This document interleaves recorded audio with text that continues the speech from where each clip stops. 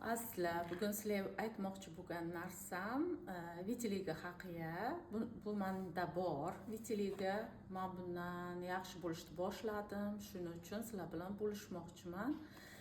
Qabul qilayotgan narsalarim qomus, so'ng kitayskiy nastoyka qanaqadir. Mana shunaqa. Ularni juda ham rezultati yaxshi. Qomus bu chorniy tminni yog'i. Chorniy tminni yog'idan tayyorlangan kapsula. Agar juda buni olishga imkoniyatlaringiz bo'lmasa, даже chorniy tminni menimcha qabul qilsanglar bo'ladi.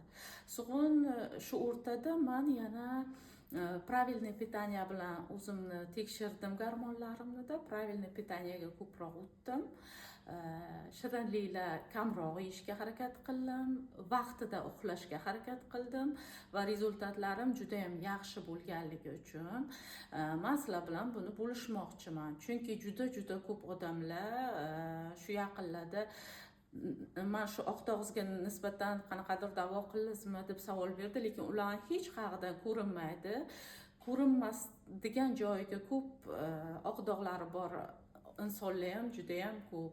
Men sizlar bilan mana shu effektivniy narsa bilan bo'lishmoqchi bo'ldim.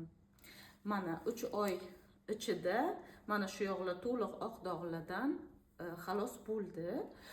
Mana bu qattiq qismlari esa